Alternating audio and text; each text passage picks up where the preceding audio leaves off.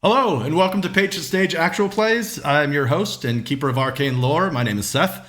We're here with a cast of new characters today, rolling up a new scenario. So this scenario is going to be an incorporation of two or three published scenarios that we're sort of weaving together into a small mini campaign that I'm calling the Arkham Chronicles. So we're playing the Arkham Chronicles today. Let's actually just kind of go around the horn here and introduce ourselves because we do have a couple new players here. So if you guys have watched our first episode, you'll be familiar with Jonathan, who's playing Preston Cobb. How's it going, Jonathan? Hello. And we also have Steve joining us. He's playing Edward Kane today. How's it going, Steve? Good, man. How are you? Nice. Good. And we've got Johnny, who's playing Robert Smiles. Is it Lamone? Yep, Lamone, and greetings to you all. Very nice. All right, so we'll go ahead and get started. So we pick up in Arkham, of all places, at the Miskatonic University, and we see Preston Cobb, who is sitting in the office of Dean Fallon's office. So you're sitting there in front of Dean Fallon, and he's sort of asking you about your trip. He hasn't seen you in a couple weeks. And you guys arrived back from Ipswich. Preston, did you tell the faculty sort of what happened on your way to Ipswich? No, I think he would be basically, unless they asked, he wouldn't talk about it. He doesn't quite know how to explain it yet. Okay. So Dean Fallon sort of sits back and he's like, well, Preston, thanks, for doing the student trip. I trust all went well. Certainly. Great. Okay, great. Yeah. All right. Listen, I've been really impressed with, your skill in handling that role of heading up a student trip. I have a bit of news, perhaps, that you might be interested in. You know Professor Leiter, correct? Is that his department, like chairperson? He was no, he was a professor. He was the guy who stood up in the opening scene in Deadlight, and he kind of like that job came out, and he kind of stood up and is like, "I'll take it, Dean." Do you remember that? Oh, okay, yeah, okay. Yeah. He's like, so Professor Leiter, he'll actually be meeting us here momentarily. We talked about in the last faculty meeting at which you were present about the Hobhouse assessment. Do you recall? Oh yes, the young lady that was supposed to accompany me, she didn't actually end up going because of that assignment. Oh, that's right. Yes, Amelia Court. Yes. Well, yes. So they actually have not left yet. The assessment won't take place for a number of weeks. But seeing that you're a student in history and seeing that you performed well in heading up the student trip to Ipswich. I was wondering if you might be interested in participating in the Hobhouse Estate assessment. What would you say to that? Under the guidance of Professor Leiter, of course. Dean, I think that's a swell idea. I'd be more than honored to accompany Mr. Leiter. Oh, that's great. That's great. And then he hears like a little like buzz on his intercom, and you hear, Dean Fallon, Professor Leiter is here to see you. And he goes, oh, yes, send him in, please. Send him in. And then the door swings open and you see Professor Leiter stroll in. And he's like, oh, hey, Preston. How you doing, kid? I'm doing well. How about yourself? Not too bad. Can't complain. How you doing, Dean? Did you talk to Preston about my assignment? And he's like, yeah, I did, Charles. So Preston, I mean, do you have any questions about the assessment or what you might be doing there? Well, yes, Mr. Leiter. Exactly what is my task? Yeah, that's a good question. You know Amelia, right? Amelia Court? I do. Good. She's going to be coming along with me as well, assisting in some of the assessment of the papers. As you know, the Hobhouse Estate is a treasure trove of old diaries and historical documents. And so our job is to basically go through the estate and determine, the value and the assets inside the estate. The family is the family is located in Providence, so I guess we're going to be looking through some of his documents and see if there's anything of historical interest, and then we'll be passing the rest of his valuables on to next of kin. So you're a history student, right, Mr. Cobb? Yes, that is correct. Great. Then you'll definitely be able to pull your weight and kind of just dive into some of the document digging and see what we have there. So we're excited to have you aboard. Yeah. Can I ask a question first? Sure. Yeah. Of what station was his family? I mean, were they well off? Were they lower class? The Hobb House Yes. family. So Joshua Hobb House. Well, to be frank, he was kind of an old kook. He lived in that estate just by himself. Kept a ton of documents. Has no direct kin. And again, as I said, there's a family in Providence who I suppose is sort of next in line to receive all of his valuables. But just considering his collection, they went ahead and recommended that we go through first. So. Now, is this a house this doesn't by chance have to be like out in the middle of a forest, does it? Well, actually, yes, it's in Vermont. It's near the Green Mountain National Park. So do you have any fear of the forest or the mountains? Fresh air? I hope not. Well, let's just say my last assignment was out in the forest, and it wasn't the most pleasant experience. Out in the forest? Where did you send him, Dean? And the dean's like, well, he actually went to go see a medium in a seance. I would say at this point, Preston's maybe a little green, and he would just be like, excuse me, I think I need some air. It is a bit stuffy in here. When would you like me to meet you, Mr. Leiter? Oh, actually, I think we're done here, right, Dean? Are we good? And Dean Fallon is like, sure, yeah. If you have any questions, Preston, come back and I'll help you out as no, as I can. No. Thank you very much. And he just kind of rushes out of the room. Okay. So as you rush out, Charles Leiter, Professor Leiter, follows out after you, and he's like, Preston, you okay? You okay there? Well, like I said, I'm experiencing maybe a little bit of the vapors. I just need some air. Oh, no problem. Hey, listen. There's a bit of a party going on tonight. It's Friday, by the way. It's Friday, May 21st, 1920. And he says, I've got a little soiree that I'm meant to attend tonight. I thought maybe I could bring you along and you could rub elbows with some of Arkham's elite and, get your face shown. What do you think about coming along with me? Oh, that'd be an excellent idea. I mean, part of what I haven't been able to do, being an undergraduate and now a graduate student and a teaching assistant, is getting to rub elbows with you Northerners, so to speak. So I think that'd be a fantastic idea, and I probably could use a stiff drink right now. So yes, I'll see you there. Well, all right. I guess I'll pick you up at the student cottages around 7 o'clock. We'll say. Excellent. Very well. All right, Preston. All right, so we'll leave Preston Cobb, and we'll pick it up with Edward Kane. So, Steve, can you tell us just maybe a little bit about Edward, just to kind of set the stage here? Yes. Edward's a 25-year-old dilettante. He comes from a family who deals with relics and goods that are sought that may not be entirely legal. He himself doesn't have to do any of the business, as he is just wealthy enough to go around and spend his family's fortune. And in doing so, he has decided to land in Arkham at the Miskatonic Hotel, in a penthouse suite, of course. And he spent a few months here socializing with the elite of Arkham, the who's who, trying to get a feel for the town, because he has a crazy aunt who got him into a little bit of the occult. And for him, it's been kind of a hobby trying to check out. But he's heard a little bit about Arkham. So he's landed here in this town, trying to see if the rumors he's heard about what goes on here and the people who have knowledge about these things is true. So as for now, he's just a socialite. Nice. Okay. So one of the families that you've met along the way are the Wilcoxes.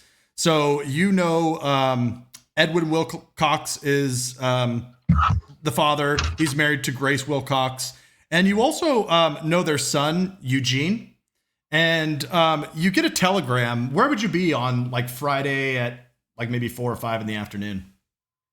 Oh, I say at this point, I am probably climbing into my whatever the newest version of a car is at this point, with my valet driving us to the first party of the night, whoever that may be. I'm guessing this early, it'll probably be some of the older government types here, just waiting for the excitement for the Friday night parties. Okay. So then in that case, let's say the Wilcox get a hold of you in the morning when you first rise out of bed, and they send you a telegram asking you to please stop by their estate, and they'd like to talk to you about their son, Eugene. And Eugene, maybe you've seen him at a party or two. He's young like yourself, so he's mid-20s, probably a little bit more like early 20s. And Edwin and Grace are obviously older, so they're probably in their 40s or 50s. But yeah, they say there's an urgent matter that they'd like to talk to you about regarding Eugene. All right, Victor, we have to stop by the Wilcox. Well, you have the address. I'm pretty sure, but let's stop by there first before we head off to whatever the first soiree is. Yes. So yes. So he takes off in your fancy car, driving toward the south of town.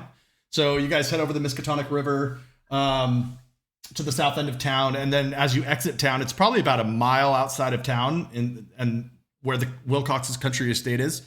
So he pulls up to a very well-to-do country estate, and the Wilcoxes are involved in timber, and that's how they made their money.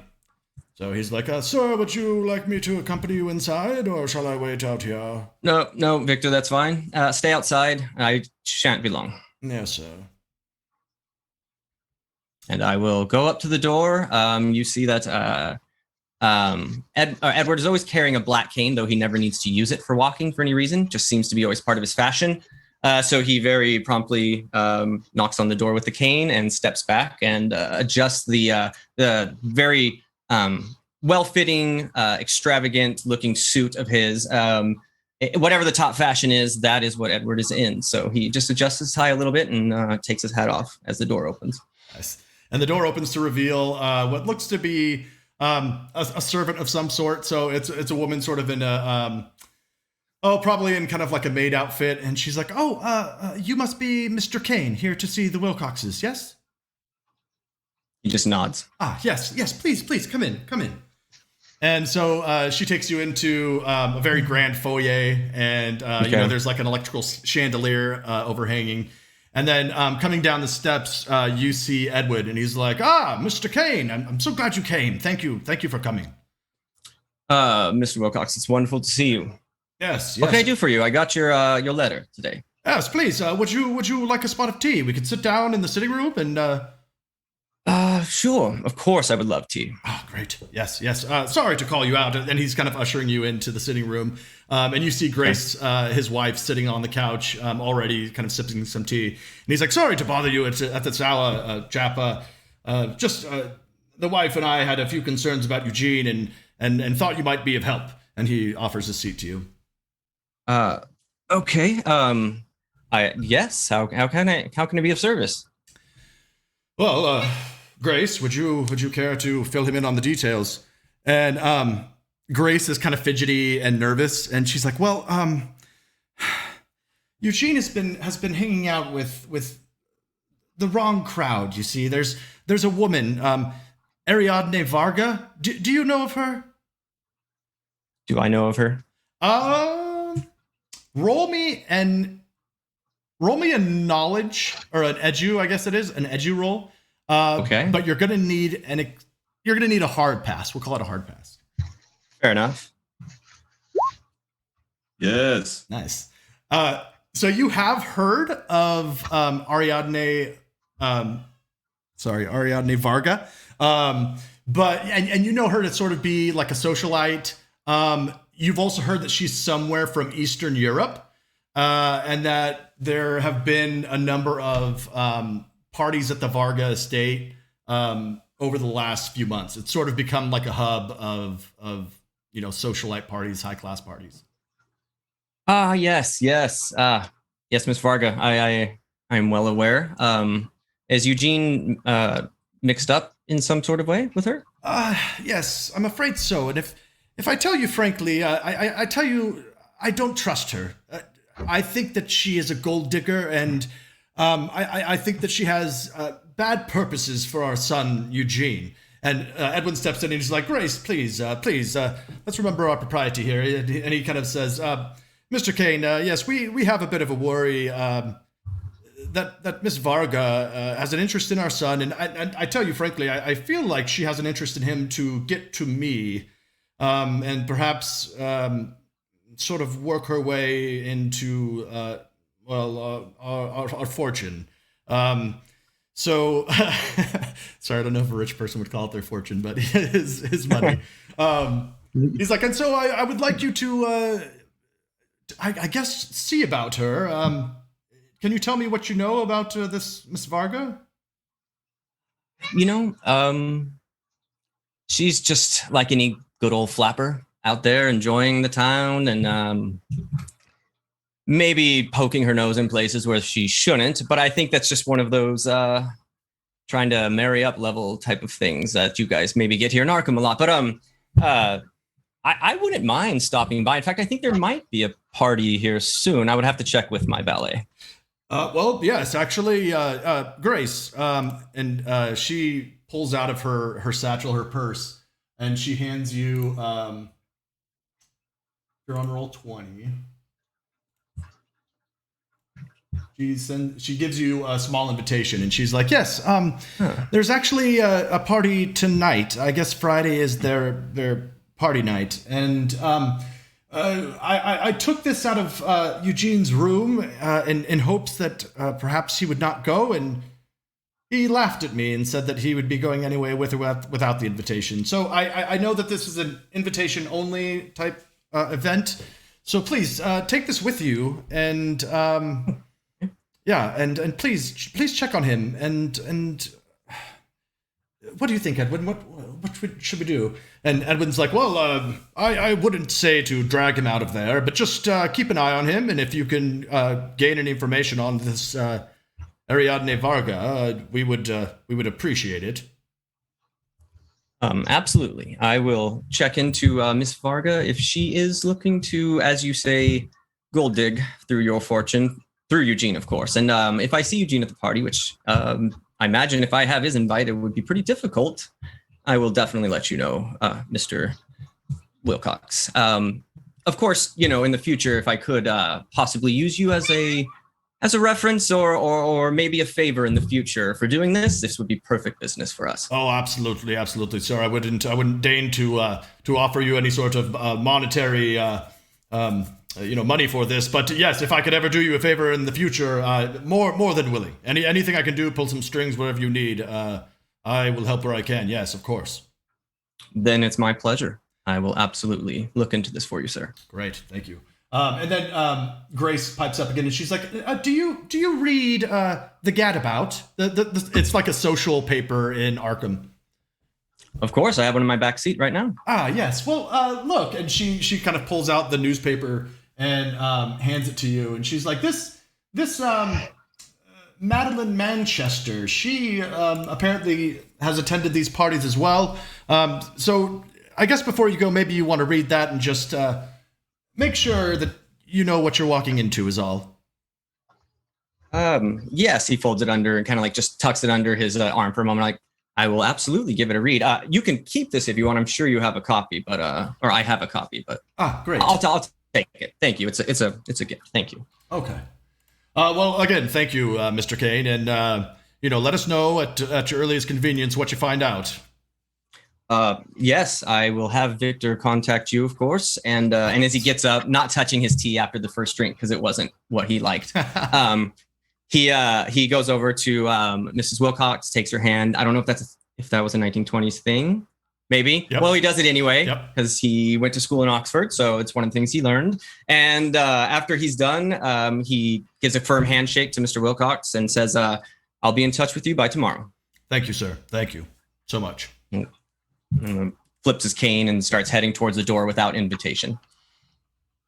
Without the invitation? Without someone leading him, he just heads towards the door. Okay, I got you. All right, very good. So you'll meet up with Victor and head off in your car. Let's pick it up with Robert Smiles Lamone. So Smiles, you're let's say it's maybe like 11 a.m. on Friday, and you're working at your organization's still. So there's a few guys kind of running around. They're brewing beer. There's barrels being tossed to and fro. And you see a man that you know.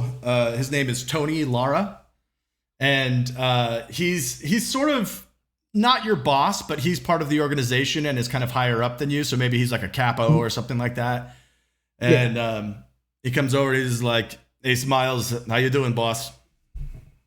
Hey, Tony, how you doing? All right. Listen, I got a job for you. You busy tonight? I can make some new arrangements. What's the job? Yeah, well, it's not really a job, so you're in luck, kid. Actually, let me back up a little bit here. Have you heard about this new street drug? It's called the Black. Have I heard about it? Roll me an edu roll, and you're gonna need an extreme pass. Just a regular education? Just a regular education roll. Let's see how. Just one success. Okay, so you haven't heard of it, no?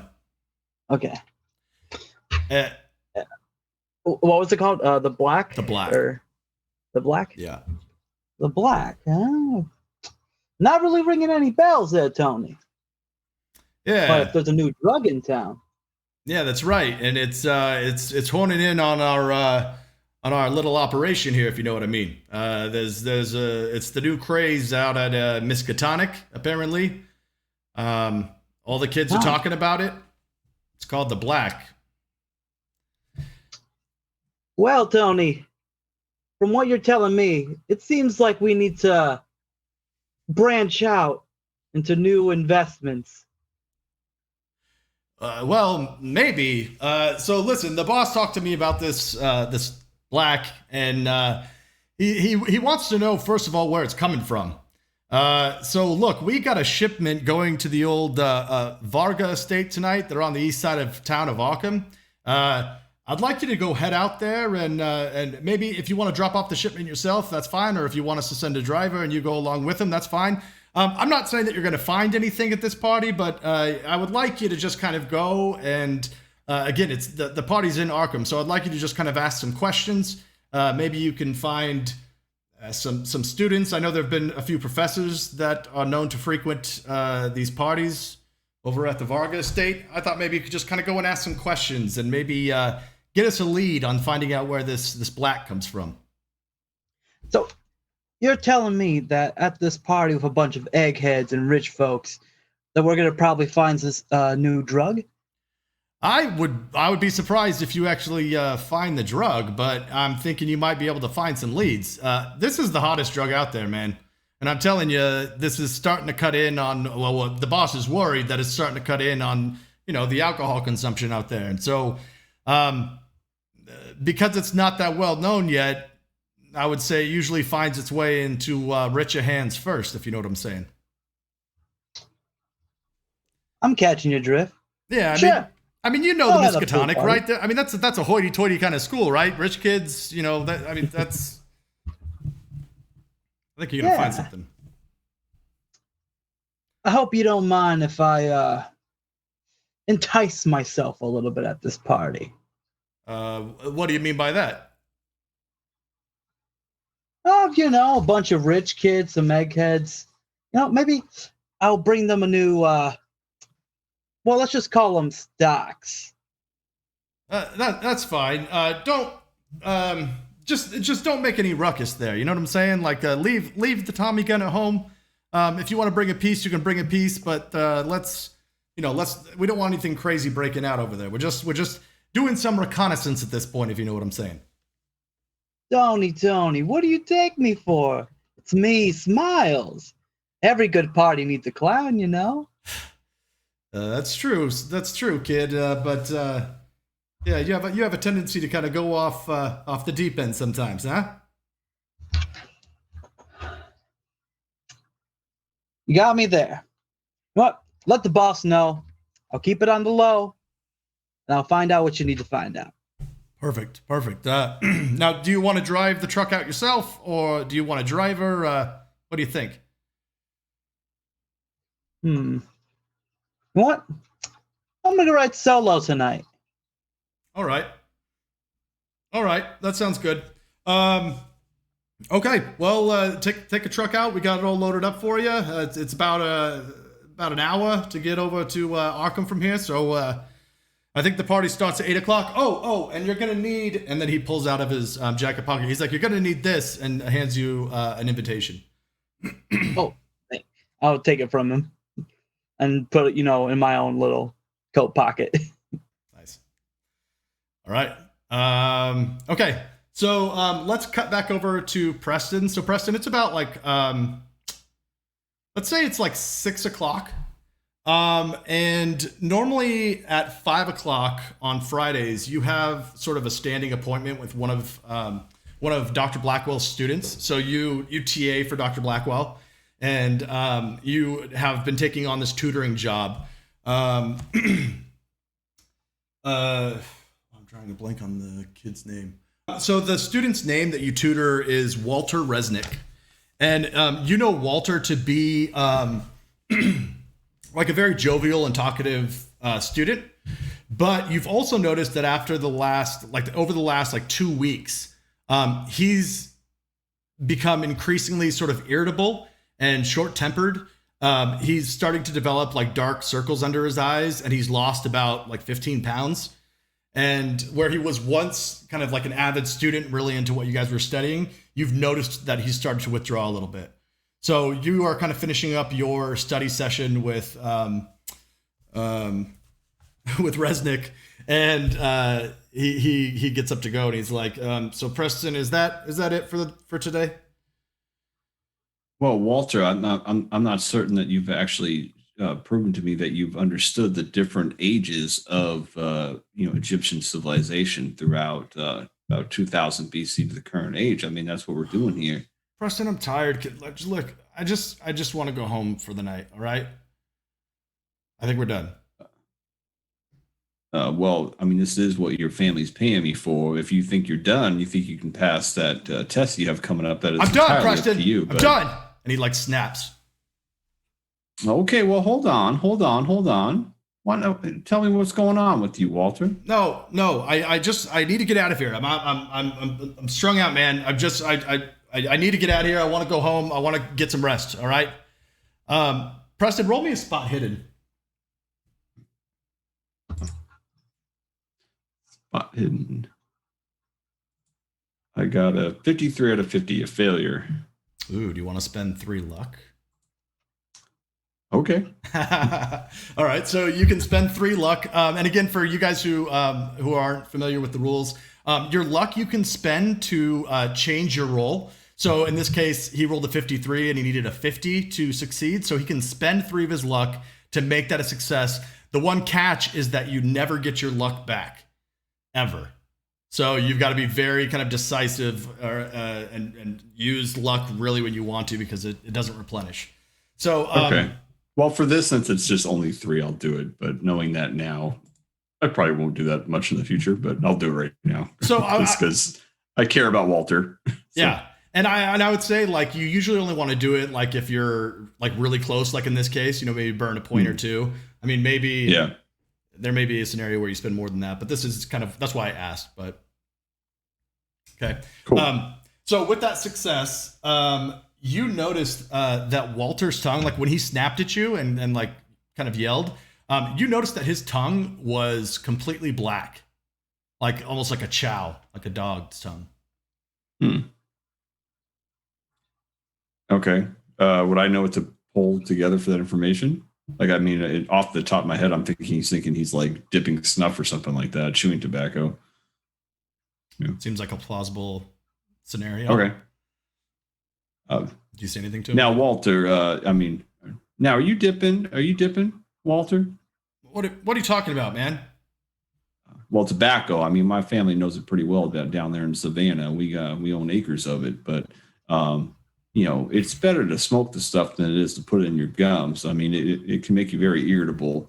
It hits the palate and hits into your system quite a bit. I can see you're losing your patience right now, but it seems to me that you might be on something. Are you being brought under the influence of something, Walter? Look, I don't know what you're talking about, Preston. I'm very tired. I am irritable. You're right. I just want to go home and get out of here. Okay, I've been here for an hour already. It's Friday night. Don't you go anywhere? Are you here at the university all the time? Let's go. I'm done. Okay. Well, I am going to go to a party. I'm going to go to a party.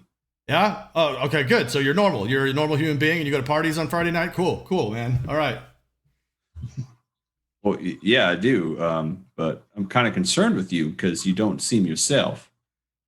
Okay. All right. Look, we'll just talk about it next time. All right. I'll answer your questions. I'll be in a better mood to answer those questions. I'm gonna go. All right. Well, I'm gonna go. I just have one more question. What? Why is your tongue black? What are you talking about? What are you talking about? Your tongue, Walter. It's all black. I don't know. I've been chewing that tobacco. I told you. Maybe I just got some left on it. And you see, I've been raised and bred in tobacco. It's not always black. Sometimes it's greenish, sometimes brown, but never black. And it's right now your tongue's pretty black. Can he deduce that he's on something? I mean, I think Preston at this point would think he's being irritable. Is on something. But, yeah, I don't think you need a roll for that. I think it's pretty clear that he's he's upset and possibly could be on something. Yeah.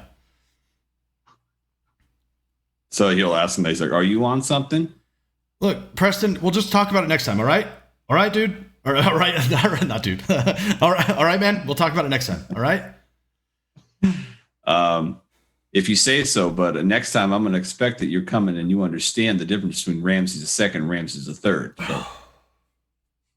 All right. Okay. All right. And he goes out the door. Okay. All right. All right. Let's cut over to Edward. So it's about, we'll say it's 7:00. Maybe you've gone to your first party already. And you get back in the car with Victor, and he's like, where are we going, sir? Oh, yes. Hold on. And I'm going to take out the invitation and reach forward through the car window and hand it to Victor. We need to head back to this place. Do you remember? I mean, we need this to get in, but take me here. Take me back to the Varga residence. Yes, sir, of course. So he heads off and drives you to the Varga estate. Let's cut in with Smiles. Smiles, what time do you decide to head to the party? You know it starts at 8:00. Ooh, and I'm the one that's providing the refreshments, right? Correct. Ooh. Was there like a delivery order for them at a certain time or no? Probably. Or is it just probably we'll say it was like maybe 7:00 that you were supposed to arrive with a couple crates. Okay. I'll arrive around 7:15 with maybe one of the crates missing a bottle or so. Okay. Yeah. So as you arrive, there doesn't appear to be anybody there quite yet. Do you walk up to the front door? What do you do? Would I know of like any like special kind of drop off techniques that we use or no? Or is it just like or is this guy just protected enough by his wealth or like the school protected enough by its wealth that I can just walk up in there and be like, hey, here's all your booze. So the shipment is in just a couple crates. So you could probably just kind of walk it in, or you could get some help and have them, walk it in with you. But you don't, I mean, you've never delivered here before, so you don't really know like the protocol for that. Oh, damn. All right. Well, I'm I'm gonna go to where the party's gonna be held. I don't know if it's like a some kind of like ballroom or gymnasium or just like a large open space, and try to basically park near there so I don't have to do much walking. Yeah, so you park in front of the Varga Mansion, and it's Okay. like it's a private residence, but it's in it's called Easttown, and it's sort of like the upper class, of Arkham. And maybe you've been here before or have seen it, but you're in kind of like a well-to-do neighborhood. But you can park up. There's nobody there yet, so you can park up like right next to the mansion. Okay, I'm gonna park up right next to the mansion. How high are the steps? Like, is it like a flat ground to the door, or do I have to go up like a flight of steps? Yeah, it's not. It's a couple steps up to like the front entrance. It's not. It's flat basically. All right, I'm gonna walk up and basically ring the doorbell, knock on the door, whatever will get their attention more. Okay, so you we'll say you ring the doorbell, and a woman answers the door. She's wearing like maid's garb basically, and she just kind of like looks at you up and down, and then kind of like. I'm gonna bring my fedora down like over my chest to be respectful, bow a little bit. It's like, good evening, ma'am. I am here with your delivery. She like motions, like pointing toward the back of the house. All right, thank you kindly. Put my hat back on and just start grabbing boxes and crates and start walking them in. Okay, so you walk around to the back of the mansion, and out back there's like a small conservatory that's sort of like there's a back door that exits out into a conservatory that has large paned windows, and you can kind of see into like the back room, and looks like there's an entrance there. Okay. Yeah, so I'm gonna go up to the entrance, basically test it out first. Can I open it or no? Sure, yeah, it opens up. Okay, yeah. Then I'm guessing this is where the party's gonna be held. I'm gonna just start taking the crates in, set them up in a nice little area. Can I do a kind of perception check on what'd you say it was, the like Parisium or Conservatory? Conservatory? Yeah, sorry. Sure, yeah. Give me a spot hidden, I guess. All right. Give me a second. I want to spot hidden. 36 out of 70. What are you looking for? Basically, entrances, exits, maybe anything valuable, maybe a nice to do hiding spot, so I can probably just wait there till the party really starts kicking, and then start to mingle without being kicked out too early. So there's a few kind of like indoor plants in there. It seems kind of well kept. Probably not too many hiding spots. There's another door that leads into the kitchen. And as you start like unpacking the crates, you see another woman come out, and she's like, "Oh, hi." She's like, "Are you here? Are you here with the stuff? Is that what this is?" And she points at the crates on the ground. Do I have a crowbar on me to open up these crates? Sure. Yeah.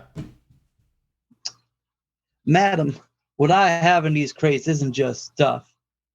It's liquid gold. And then I'm going to basically break one open, and then hopefully, it shows off all the bottles or crates, bottles, barrels, whatever is in there. Okay, so she looks, she's like, "Huh." And she's like, "I'm sure they'll love it." And she picks it up and walks it back into the kitchen. All right. Oh, I forgot. I am invited to the party. Yep. You have an invitation. Sorry. Yeah. All right. Would they wouldn't really allow me to walk around the the mansion itself, would they? Just only kept to the conservatory. Yeah. So like the conservatory leads into the kitchen, and then if you kind of like look into the kitchen, you do see a number of other doors that lead into other parts of the mansion, but you're not sure if you would be able to wander around or not. Okay. Well, I'm going to start helping them put the crates, into the kitchen, and I'm going to try to basically, I don't know which way I want to take this, either charm or intimidate my way into kind of like getting on their good side and letting them let me kind of like wander around a bit. So the only person that you've seen so far was what you kind of assume would be the head maid who answered the door, Mhm. and she's a little bit of like maybe like late 30s, but looks kind of rough. And then the woman who helped you in the back was a younger woman. She looked like probably in her early 20s. So are you trying to kind of get on her good side, the lady in the kitchen? Yeah. Since she's like the closest one right now. Actually, so is it possible for me to leave the truck right there behind the conservatory, right by the back door, or would I have to move it somewhere else? Yeah, you're probably gonna have to move it. It's out in the front of the house right now. You had to kind of carry the crates around the back, so you probably have to move it because that's gonna be like a premium parking spot once the party gets hopping. Yeah. Okay.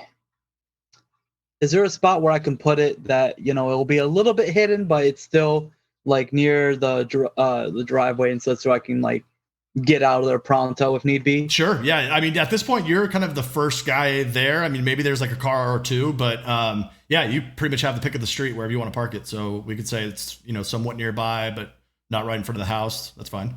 Yeah. Yeah. Somewhere where it's able for me to get out as quickly if need be. Okay. Cool. All right. Done. So what do you do for that hour kind of leading before? Are you going to snoop around a little bit more? Or are you going to just kind of wait until 8 o'clock or what?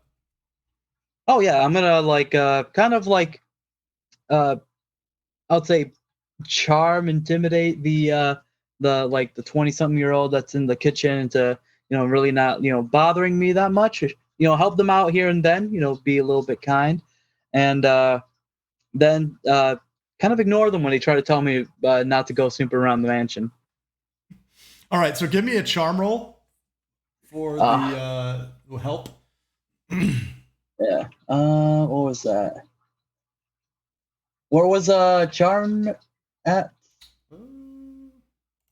Oh, I see it. Okay. Oh, darn it. 81 out of 70. Okay.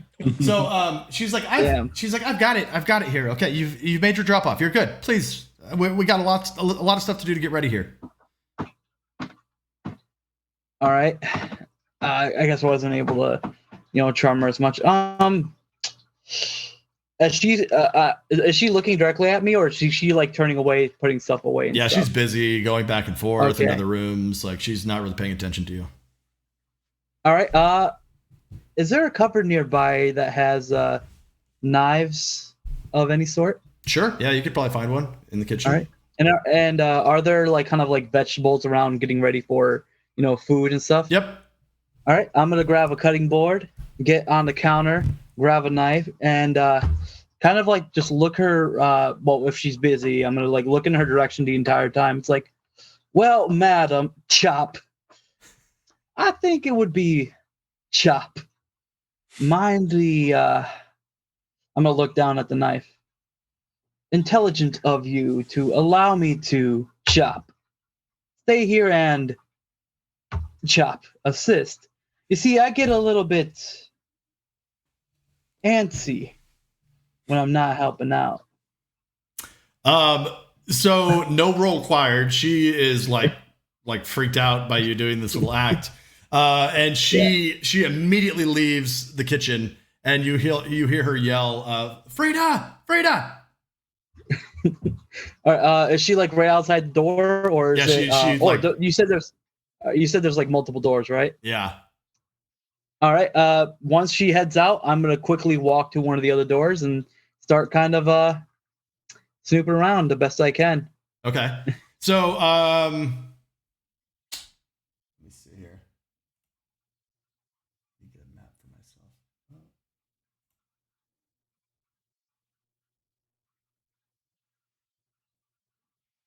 myself. Okay, so there's a door entering into the conservatory. There's one like headed toward the front of the house, which the help ran through. There's another door kind of to your kind of behind you to your right, and then there's one off to your left as well. Okay. I'm gonna take the one toward the left. Okay. Dang it. Let's see.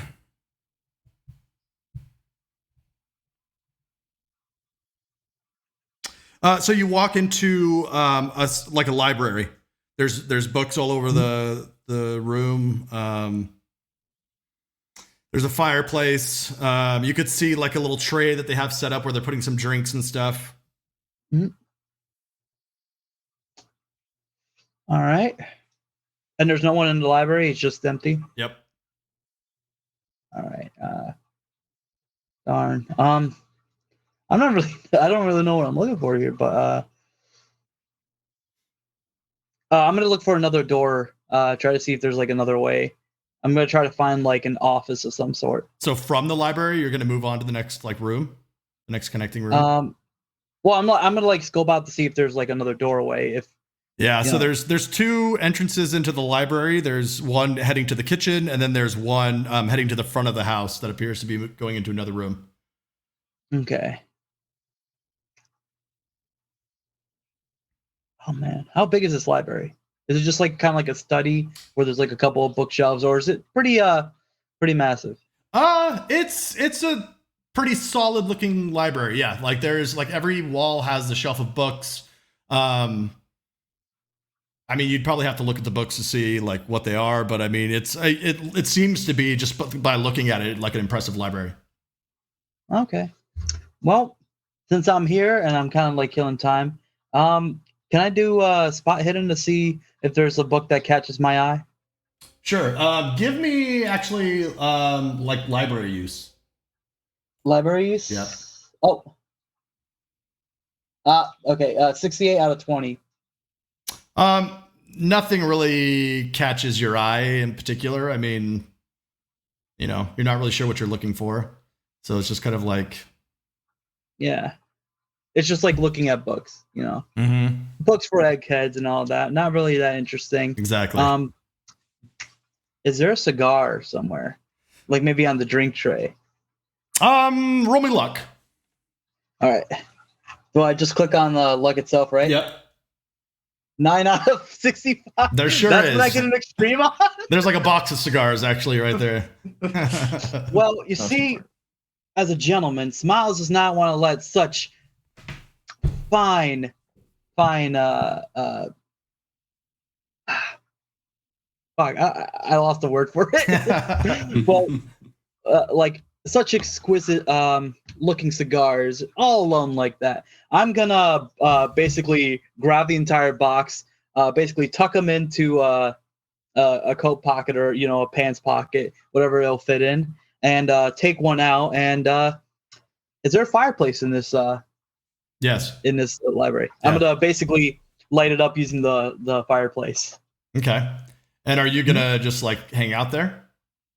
Yeah, just for a little bit. I'm gonna listen in on like the front of the house, see what they're doing, because I don't want to walk out into the front of the house and then they're all gonna be there. I want to try to at least snoop around some more before I get quote unquote caught. What I'm gonna be trying to do is snoop around and then go back towards the party, like once it's actually starting to go off. Okay. All right. So as you kind of listen and sneak around, you hear the man of the house sort of talking and telling the help what to do. And you hear another woman's voice also kind of telling the help what to do. And they're kind of skittering around the house and setting things up and, getting a party ready, basically. Give me a stealth roll, and then let's cut to Preston here. So Preston, after Walter leaves, about 10 minutes later, you hear a knock at the door, a real chipper knock. Okay, so you'll get up and go answer it. And you see Charles Leiter. He's like, Preston, old boy, you ready to get going? Certainly. Let's go. Okay, all right.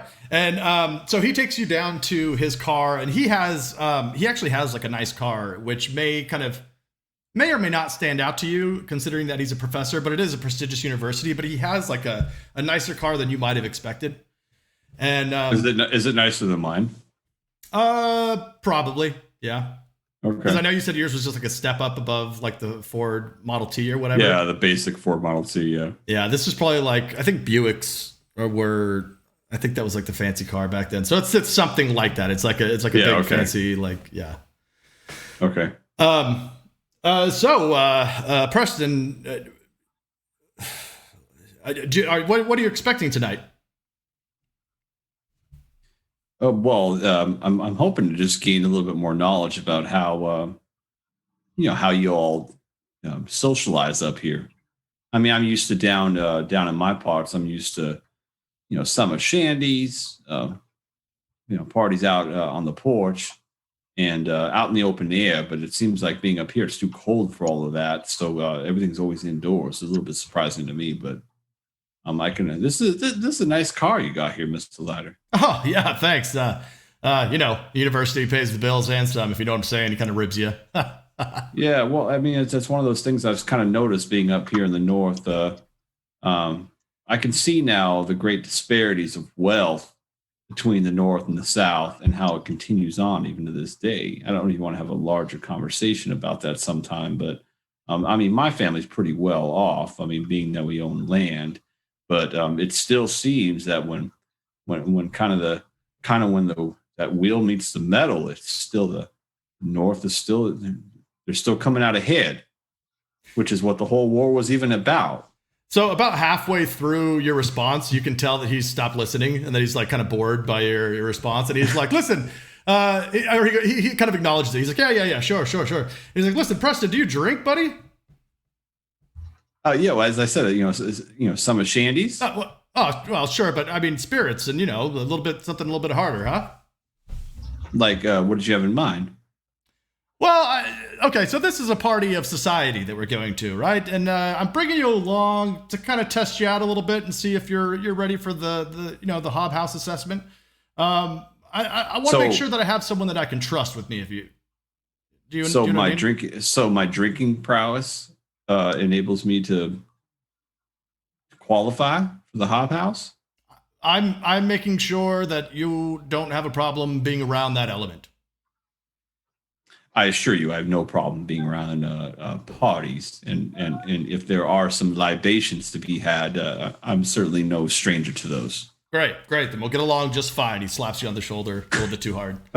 All right. Do you want to say anything to him or talk to him about anything on the way over? No, Preston's just kind of shocked that he thought that when he got to be a graduate student, he would have all these academic debates or discussions with his professors, and every time he tries to start a talk about just even as something as simple as the relations between North and South, even 60 years after the war, they're just patronizing. So you get the feeling that Professor Leiter is kind of like he runs a lot looser than like Dr. Blackwell, who's your okay. your professor, the one who oversees your work basically, and like Gotcha. His demeanor almost kind of is striking in that he seems like this guy's professor. Yeah. Okay.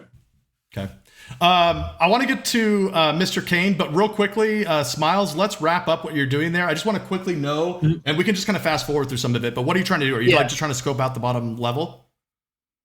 Yeah, basically scope out. I know I'm here on a mission, so I kind of want to know the layout of this mansion. Where's some good spots to hide? Where are some good spots to run through? What can I use if I need to throw something down to stop people chasing me if need be? He scoped out the place. Maybe there might be a room where a study that might have books about if this is a prestigious school that's kind of ordering booze, they might also be pushing black, if anything. Okay, so you don't see and with that stealth roll, you're able to kind of get around without anybody seeing you. The ground floor, there's a kitchen, there's a library, there's a dining room that they have set up that it has a full-on spread. And they've kind of pushed the table to the side so that there's some dancing space. There's also a parlor with a billiard table set up, and then there's a sitting room with a grand piano in it.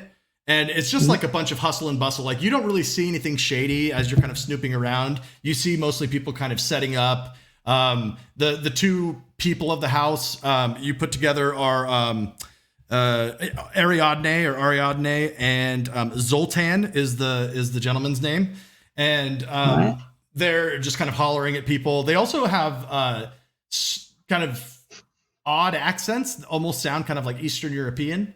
But Okay. I mean, you don't see anything uncouth, I guess, as you're snooping around. All right.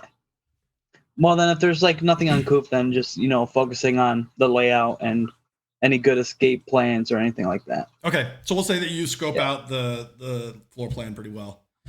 All right, let's cut to Mr. Kane. So, Mr. Kane, what time do you show up to the party?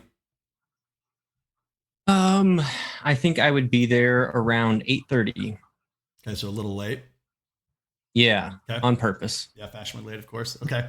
Yeah. All right. In that case, let's cut to Mr. Cobb, who arrives there sharply at 8 with Professor Leiter. And as you guys are getting out of the car, Professor Leiter says to you, he's like, "Listen, Preston, if you're there's a lot of important people here, so I'm not saying that you can't speak, but try and limit your speech, speak when spoken to, kind of thing, right? There's a lot of rich people here. There's a lot of people here in Arkham that very important people. So just I trust you. I don't think you're going to make a fool of yourself, but just be aware of that, okay? I'm not quite certain what you're getting at. I mean, this isn't my first rodeo, even though I've never actually been to one of those. But it's not my first go here in a social life party. I mean, we have these down in the South in Savannah. I mean, have you ever been to Savannah?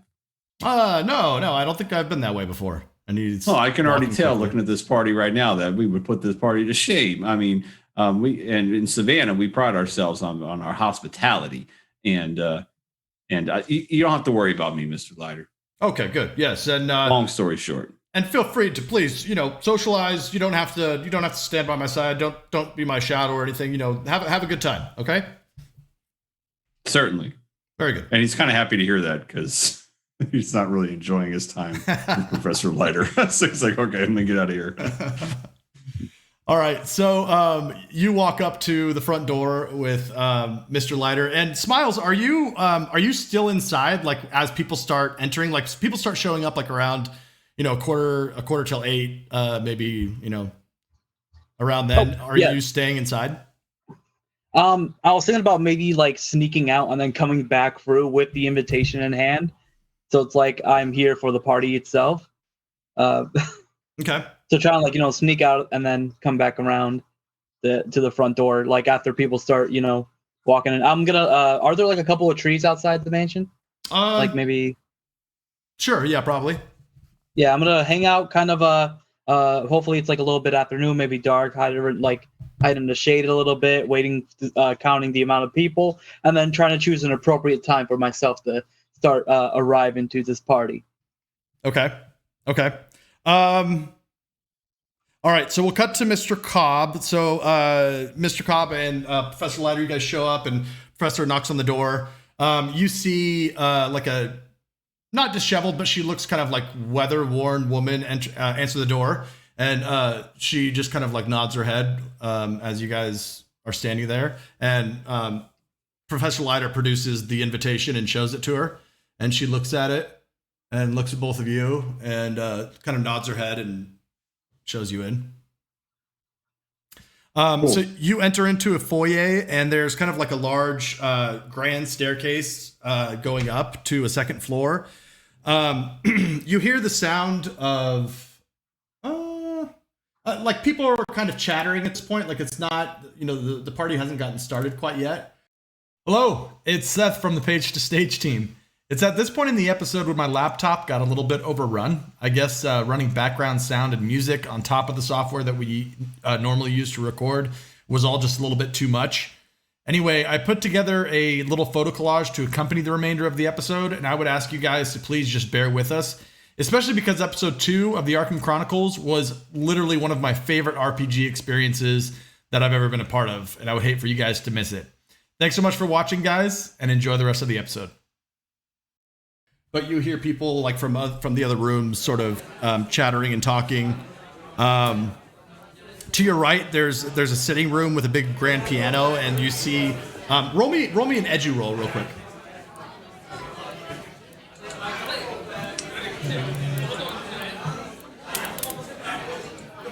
Got a 56 out of 70. Okay. So you notice someone that you know. He's a student at Miskatonic. His name is Eric. And how good was your success? 56 out of 70. So it was just a normal success? Yeah, just a normal one. You know him to be he's a music major. And he's sort of sitting at the piano, kind of like fiddling with it, like setting up music, sheet music and stuff like that. Okay. Well, hey, Eric, you gonna play that? You gonna play that thing? Oh, hey, Preston, right? Yes. He's like, yeah, I've got I'm gonna be here tonight playing for the Vargas. I didn't know that you came to these parties. Well, apparently I do. Oh, how'd you get an invitation? Oh, Mr. Leiter. We're gonna be working on the Hob House together. Oh, Professor Leiter. Oh, okay. Oh, cool, man. Well, listen, if you want to hang out, I'm going to be playing tunes all night here. You can, there's a lot of pretty young ladies who come around and like the music and dance. If you want to hang out with me, we can, I can introduce you to some people. I mean, with the ladies I'm spoken for, I mean, I have Sally back home. Unfortunately, I'm not going to be able to partake in that luxury. Oh, that's too bad, man. Yeah. Well, I'm sure you'll find this party very interesting. That seems to be the case, as I've heard. Yeah. Okay. But maybe I'll enrich you with my tenor. That sounds great. Come back and I'll play something for you. You just tell me what, okay? All right. So Preston will just kind of like mingle around, trying to find a conversation to be a part of. Okay. So we'll say it pushes to around like 8:20, and I'm just gonna say, for the sake of serendipity, that Mr. Kane and Smiles both kind of arrive at the same time, or they both start heading toward the house at the same time. And as you guys are approaching the door, you see a woman standing at the entrance, and she's talking to the main maid. And she's saying, "Do you know who you're talking to? Do you have any idea who I am?" And like the maid just kind of like shrugs her shoulders, and she's like, "Well, I'll tell you. You're gonna see what kind of review I give this party in the paper, and then you can go tell your employers what they think about that." And she like turns around in a huff, and as you guys are kind of walking up to the doorway, she like bursts like right between you, like not moving. Yeah, exactly. You've got to do like one of those like cheese. She didn't seem too happy. And Mr. Kane, like you and Smiles sort of like see each other, and like she kind of brush past both you guys. You guys sort of had that moment where you kind of like look at each other and sort of like smirk, like. Guess she was, and I'm gonna like reach into my little coat pocket, pull out the invitation. One of the chosen few, huh? Edward just smiles as he does when he's just sizing people up. He just gives he always wears this grin that is both charming, but after he wears it for a while it becomes unnerving. But right now he's kind of putting on the like that's nice type of grin, and kind of lets Smiles go ahead of him now. All right. With the invitation. Oh, sorry. Go ahead. No, I was gonna say, Smiles. Do you want to say what you look like? Because I know we talked about this before, but that might have an impression on. Okay. Yeah. Yeah. Give me a second.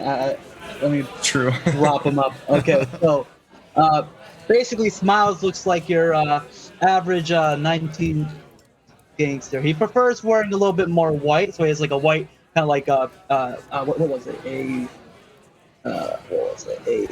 cashmere like dress suit with some dress shoes, an overcoat, fedora, some jewelry here and there. But the most notable thing about Smiles is that when you look at his face, he actually has like part of his lips cut, so he's has like a permanent smile.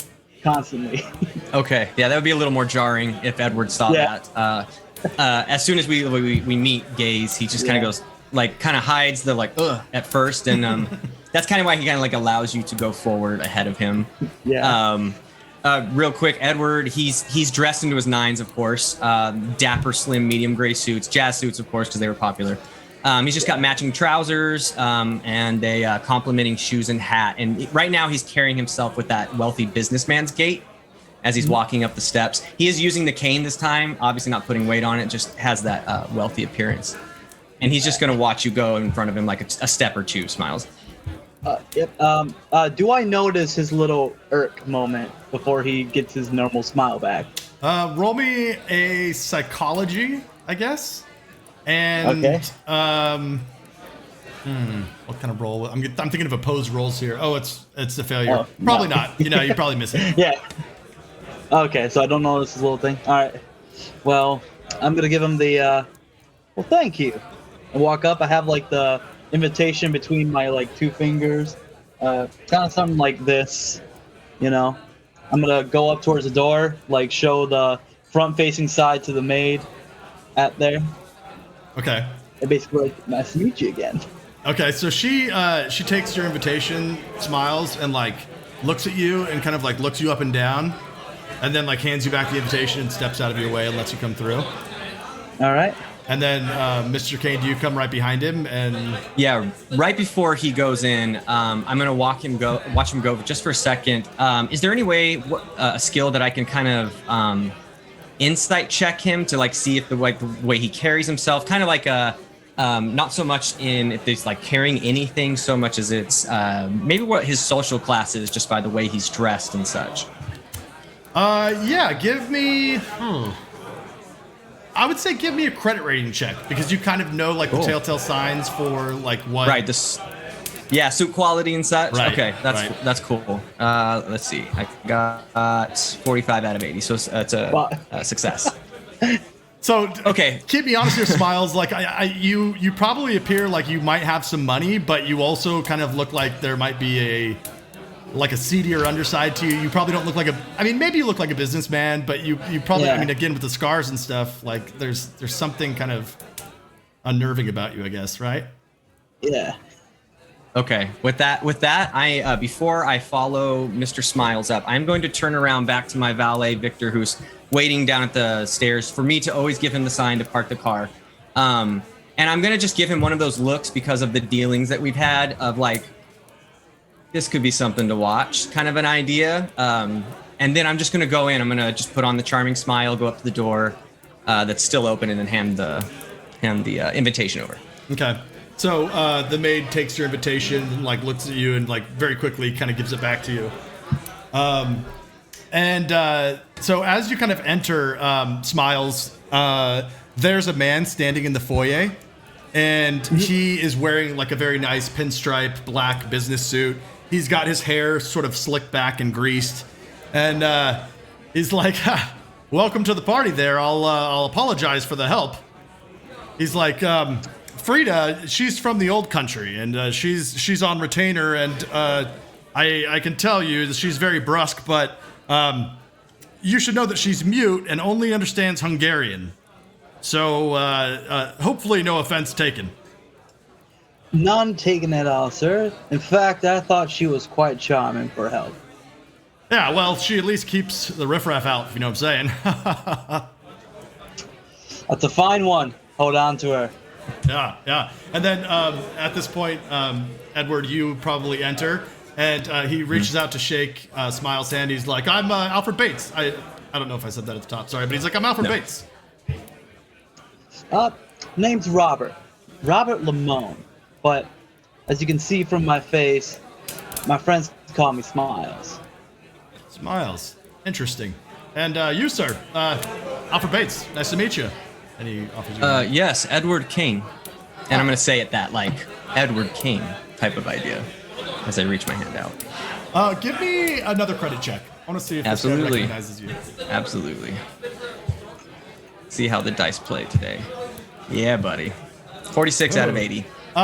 Did you say that your family was in the refresh me, Ludiary? Is that how you say it? Ludiary? Yeah, they were in gem cutting and distribution and selling, and now our business is mostly investing. That's what our family business is. So would the Kane name be known now for the gems or for kind of like the antiquities? Do you think? I would say it would mostly be for the investments in kind of like I imagine the same way, not the same exact as Rockefeller, but it's a name in New York where it's like, oh yeah, they own a lot of shit. I don't know, they just make a ton of money type of idea. So it's not on the scale of the true non-fictional people, but I imagine that they have a lot of money from New York type of idea. So maybe they don't in Massachusetts here. Okay, so Alfred, he's like, you're the Kane family? Is that you? Yes, if you were talking about the investors, and yes, that is us. Oh, I am see. Edward. Ah, yes. Well, I'm a stockbroker. Perhaps we have some more business to discuss later on. Your name was Bates? That's right, Alfred Bates. Yes. Alfred Bates. I will remember your name, sir. Is this not your party, but you are greeting like it is? Ah, yes. Well, actually, now that you mention it, I should probably go get to the mingling. Many important people here and to talk to. You all know Ariadne? He's looking at both you guys. You guys both know Ariadne? Of course. Of course. Oh, okay. So you're not friends with Zoltan. It's. Oh, I see. Yes. Oh, well. That's very interesting. Well, you both have a very good time, and I'm sure I'll see you around. And he walks off. You too, Mr. Bates. He walks off to the sitting room.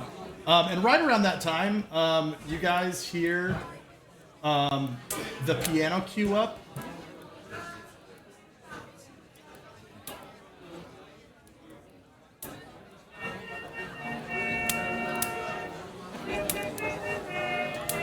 All right, so it's kind of like the party is sort of getting started.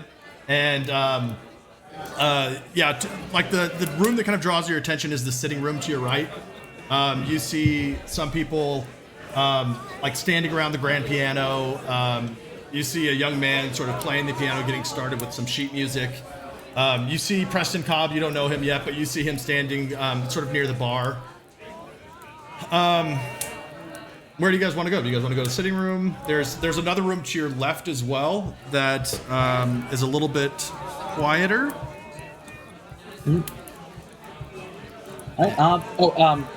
Are there people that are smoking inside as well, or no? Yeah, so people are lighting up cigars, and you see people drinking.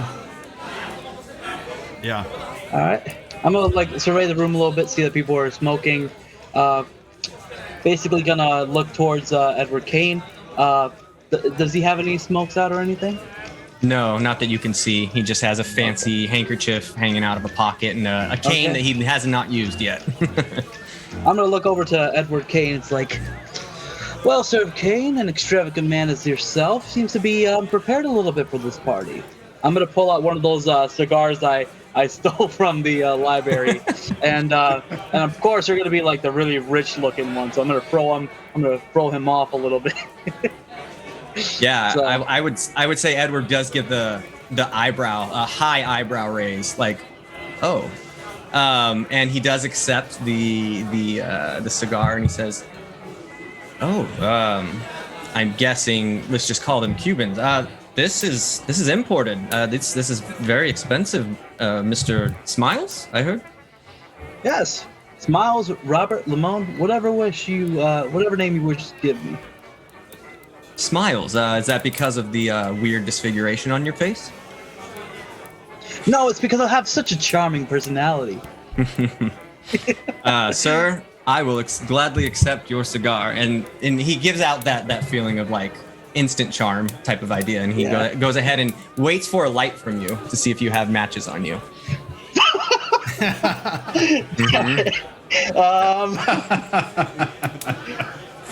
God damn it. Is there anybody near me that looks like has like a light real quick? I guess you guys are sort of standing in the foyer right now. So after like Alfred Bates left you, there's really nobody in the foyer except for you guys. You guys are just kind of standing here talking by yourselves.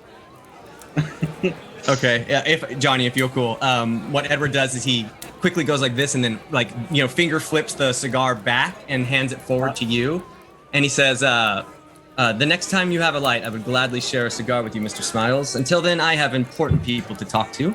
And he gives just like the little curt bow, just very, very much. And then almost kind of gives you like that sly, like laugh type of thing as he heads into the sitting room. And then before I go, if I can, DM, I would like to size up the wealth just within my scope right now to kind of get an idea of how much wealth the Varga is bringing in. And I have an appraisal skill too if there's anything of worth. Ooh, nice. I'll take appraise if you want to do appraise. I'll take spot hidden if you want to do a spot hidden. Cool. I'll do appraise. I think off the top, just entering, he would just kind of glance around. So let's see what I get here. Okay, not too bad. I was distracted by a cigar, so 65 out of 50. It's a fail. So just glancing around, I think I would head into the sitting room. Okay. Even with that appraise roll, you still are not impressed by this place. Like it looks not quite like tip-top elite kind of. It doesn't strike you as like wow when you walk in. Like it looks a little dimmer. Things don't quite shine like you would probably expect a mansion like this to shine, and it looks a little bit just kind of generally older. Okay, yeah. So I think as he leaves, he would do like his eyes would circle the room, like they would start on Smiles and then his just appearance and everything, and then circle the room and come back to Smiles and go, yeah, that checks out, and then basically like walk into the sitting room. Well, while he's like walking away as he hands it back, Smiles is gonna make a quick a quib, basically softly right behind his back. Well, I guess you failed the test, Mr. King. Okay, I won't hear that, I think. Or do you want me to hear it? Yeah, I want you to hear it. Okay. Yeah, there's like the slight pause in his step, and he keeps going without looking back. Yep. Keeping a mental note of Mr. Smiles here. Well, guess I'm heading off to the bar. I'm gonna walk towards the bar. So are you going into the sitting room as well, or do you go to the room opposite that Mr. Kane just entered? Basically the bar towards where Preston was. The bar that it was in the closest bar, basically. So because you did your snooping early, there's basically like a station in each like of the major rooms.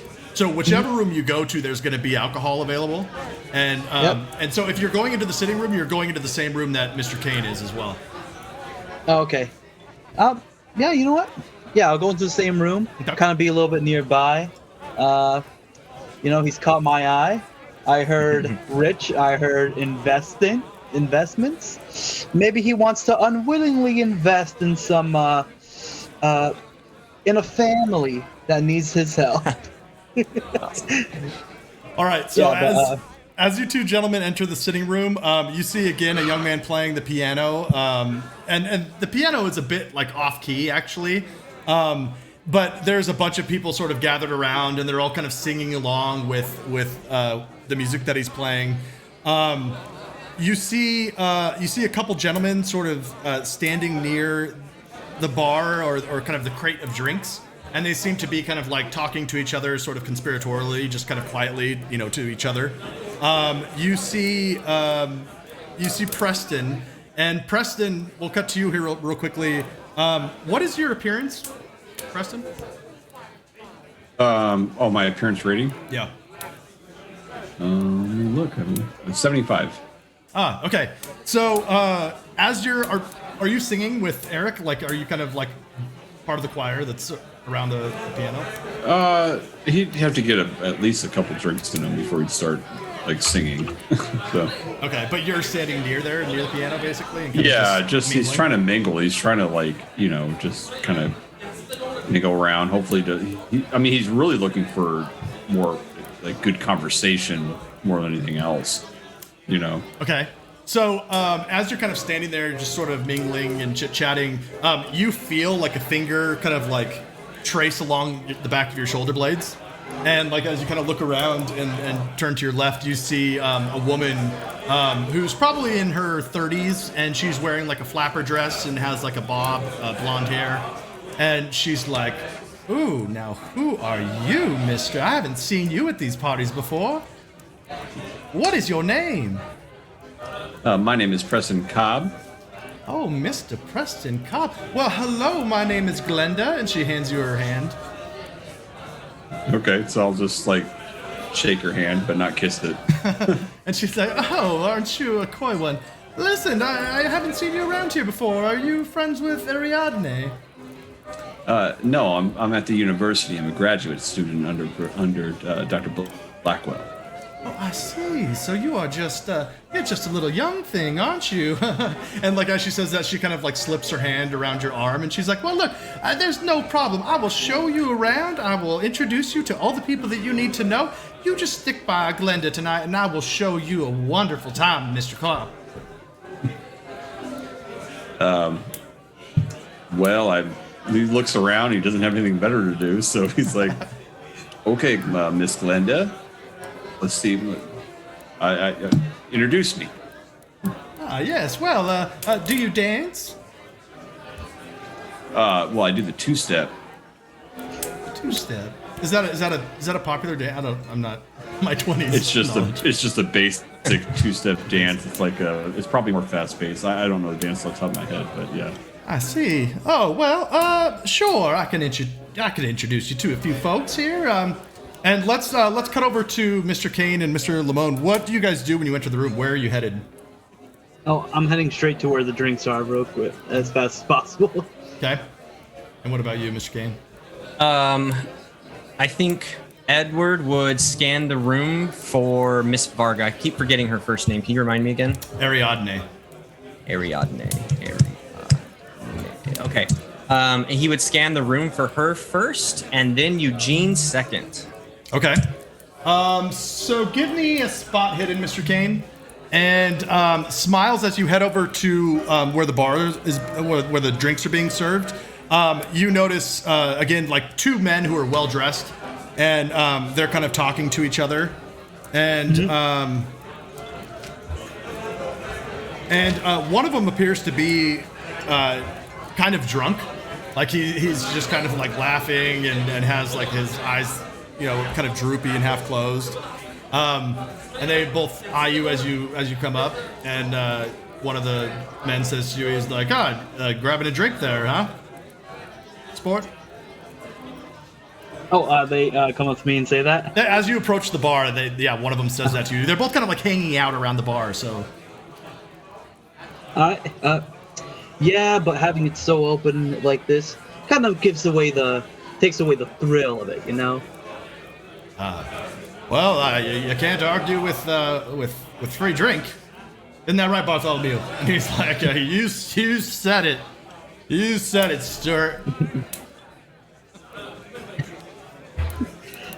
All right, I'm basically look to the bartenders like, give these guys a couple more drinks. We're gonna be here for a while.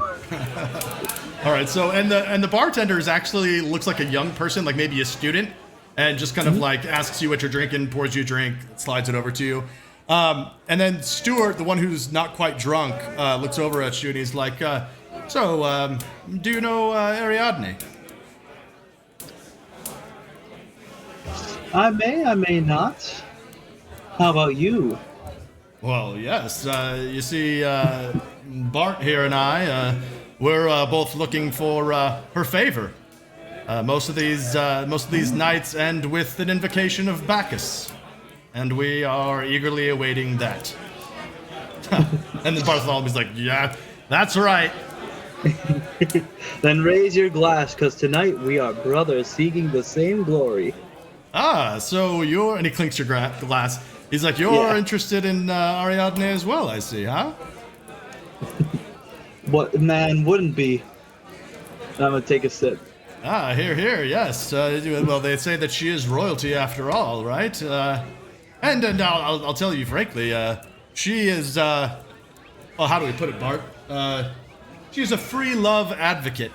So you never know what night you're going to get lucky, but we're hoping that tonight's our night. I might be able to help you a little bit. I'm gonna pull out 2 more cigars and hand them to both of them as well. Thank you, sir. If she's part royalty, she might be looking for those with expensive tastes, if you catch my drift. These are Cuban cigars imported. So, giving you a little bit edge on the competition. He's like, Let us hope that at least one of us tonight are able to bed her.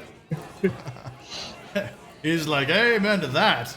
And he takes the cigar and he's like, yeah, they have these all over the place here.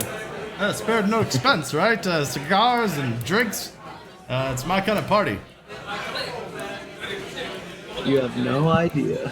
And I'm gonna take another drink. All right, so let's go over to Mr. Kane. Mr. Kane, as you scan the room, you don't see either Ariadne or Eugene.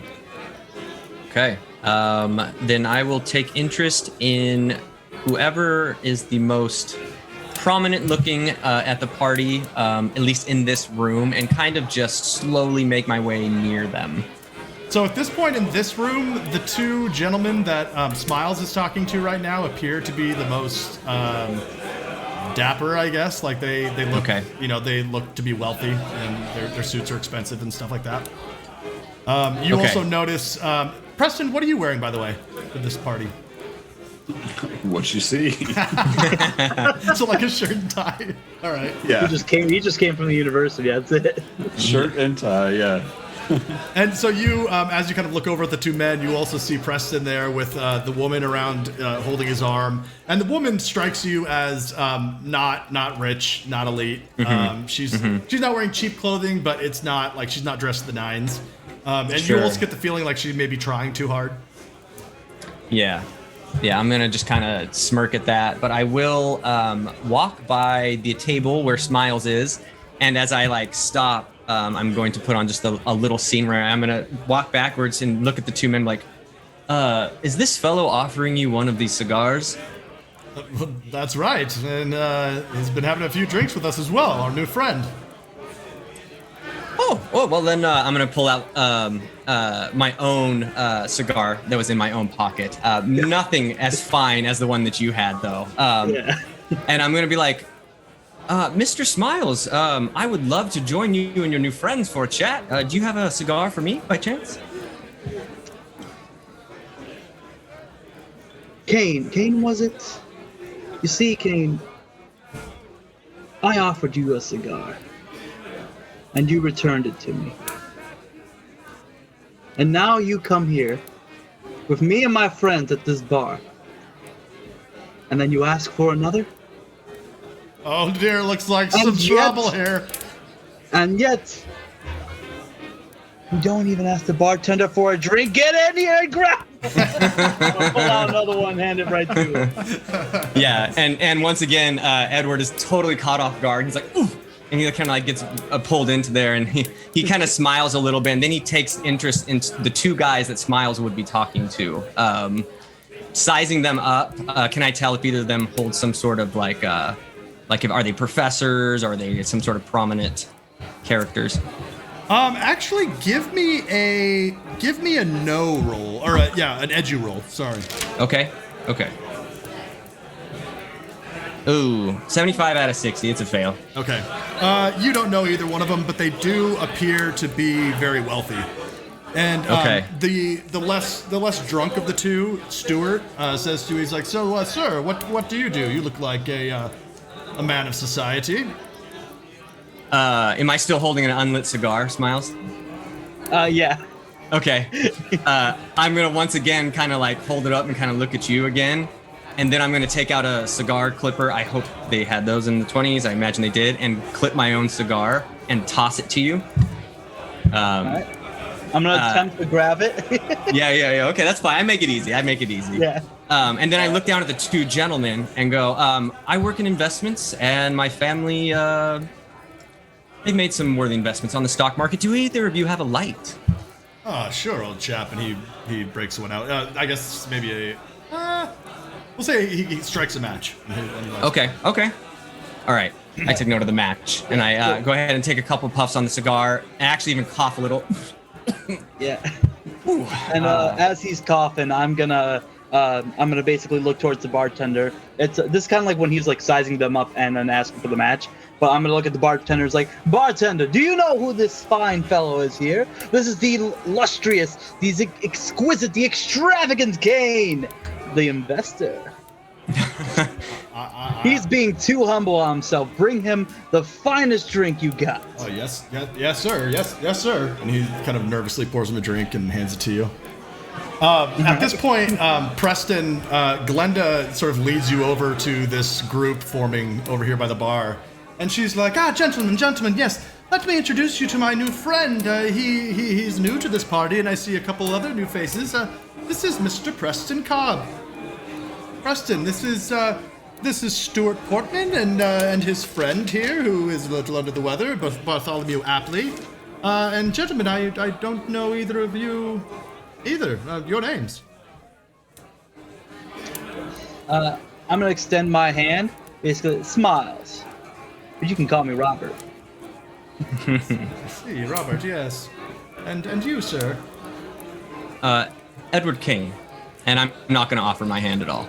I'm just going to hold my cigar and the drink that was just given to me and kind of look at it and, do a little bit of that. Are you related to the Kane family?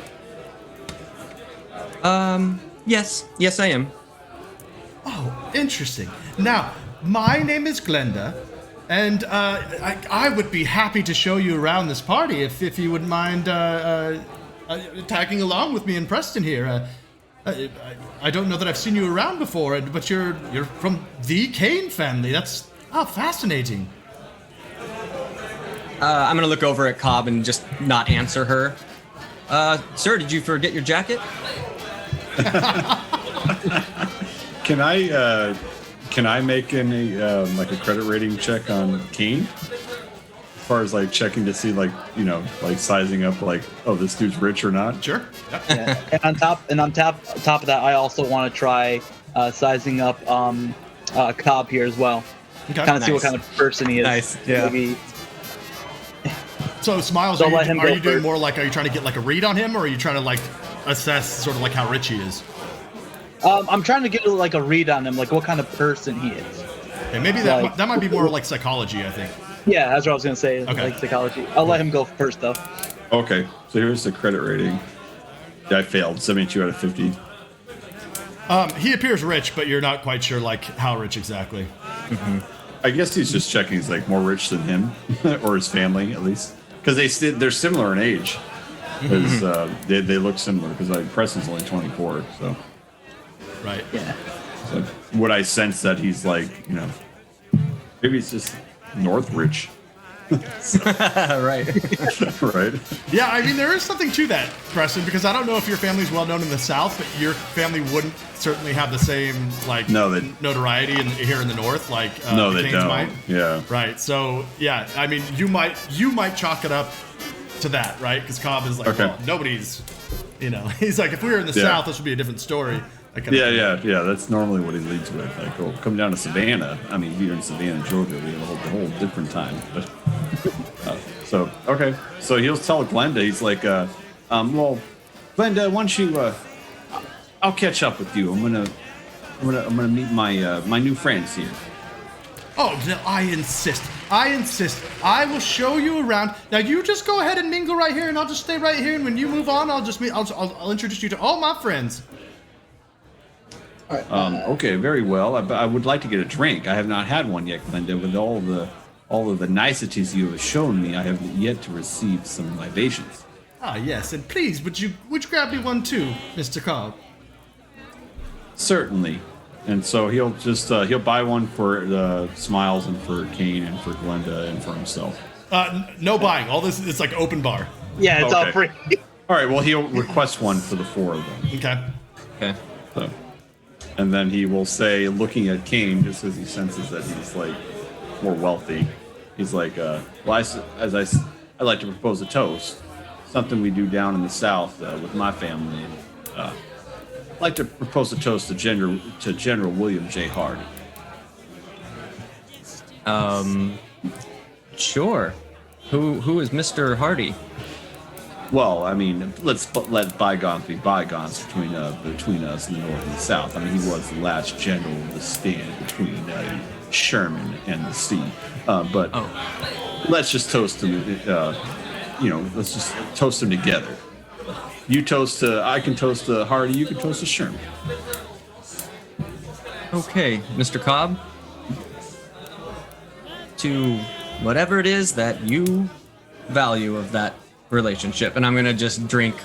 I first have the first drink that Smiles got me, so I'm gonna just set that down to the side and drink the one that Cobb brought first, and just kind of hold the cigar there and just watch what's going on. Okay. So I'll drink, and then afterwards he's like, "Woo, that's some good liquor." I mean, everyone knows that if you're down in the South, the best place to get some homemade liquor is on the West Side in, Frogtown, Yamakra. That's where you get the best homemade liquor. I'll have to take your word for it, Mr. Cobb, if I'm ever in the South for some reason. Now, and Glenda kind of butts in here. She's like, now, I must tell you, Ariadne, now, do you all know that she's from Hungarian nobility, is what I've heard. I work down at the hat shop at Gleason's, and Miss Ariadne comes in there twice a week to buy a new hat for her parties. And she just liked me so much and was so charmed by me that she offered for me to come to this party. And, just her and Zoltan are just the most charming people. I can't believe that they are Hungarian and were chased off. Do you know anything about the Vargas? Kind of asking the group. Yeah. Well, I hate to be someone who's a little bit more ignorant, but no, Glenda, please, wouldn't your beautiful self tell us what you heard? Well, that's all that I really know. I don't know Ariadne that well. She's just a shopper that comes into Gleason's, like I said. But I've heard that they had a few troubles in their home country after the Great War, and had to leave to come here, and that Mr. Varga, Zoltan, her uncle, is looking for a place to rest their bones, I guess. And they're new to Arkham. No. And per se, do you know where our hosts are this evening? Ah, yes. We've been looking around, and we haven't seen them yet. Yes, well, I'm sure Zoltan is somewhere socializing, and Miss Ariadne, she takes her time, and she will make her presence known when she arrives. You trust me, dear. All right. I'm gonna go get another drink from the bartender, and basically kind of slump my way up towards Glenda. It's like, I'm sorry to do this, but a pretty thing like you're just too good for us.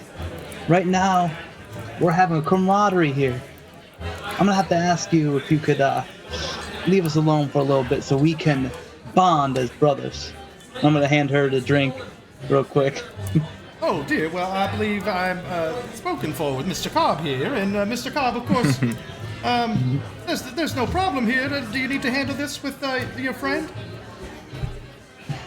Oh, well, Glenda, you can stay if you want. I'm not going to tell the lady that she has to shoe. And she looks over at you, smiles at you. Yes, that's fine. I won't say a peep, Mr. Smiles. I won't say a peep. Now I'll just sit here and be a pretty little bird wallflower, if that's what you like. I'm gonna look towards Kane and the other two men at the bar, and basically trying to get glances from them. I'm gonna give them the I can push further or I can back off look. The whole. I think Preston's oblivious. He doesn't know what you're doing. Yeah. Yeah. I think Edward would watch what you're trying to attempt here, knowing how to try to get people to get away from him, and he's just gonna kind of smile to himself and watch you either sink or swim here. Honestly. All right. And what about the other two gentlemen, or are they too drunk to care? Well, just one of them is drunk. Bartholomew is drunk, but Stuart is sort of, he's paying attention to the conversation and, kind of talking to Bartholomew still as well, but kind of keeping up with you guys. But he's paying attention, yeah. All right. So I'm also giving him the glance as well. It's would he care if she's here, or does he not mind? That kind of But without saying anything? Yeah. Kind of trying to ask him if he wants me to try to like push her away so we can go back to. He seems to want to keep the peace. He just kind of shrugs his shoulders and no, fine. All right, I'm gonna look towards Preston Cobb and I'm gonna put my hands up. It's like I know when I'm outnumbered, and I try to be the finest gentleman I can be. So my apologies, Blender. Please share a drink with us. Well, thank you, sir. Very, very cordial and nice of you. You want to keep it that way. Oh, I'm gonna say that in like kind of like a sly, like kind of like what is like dark undertone to that. Well. Yes. And then like basically like tip my fedora a little bit down, and then head back, like slam my drink, and then basically ask the bartender for another one. Okay. All right. So what's the group doing? Edward's going to ask Bartholomew and Stuart. Gentlemen, what do you do here? What brings you to the party? Oh, well, and Stuart pipes up first. He's like, I collect exotic art and fine books, and usually trade in that sort of thing. And Bart, what do you do again? And Bart's like, I just try to get through the day. And he's like, yes, he's not quite selling himself the way he should. He comes from a rich family as well, but well, frankly, spends most of his time drinking and carousing, if you know what I mean. But he's a gentle, good soul. Isn't that right, Bart? He's like, that's right. Stuart, you mentioned art. Yes. I happen to be a collector and keeper of some fine pieces. Do you then have contacts with some people around Arkham here that also collect? Well, sure, quite a few, yes. If you would like, we could swap cards, and perhaps we could get in touch later on if there's something you need or you're looking for.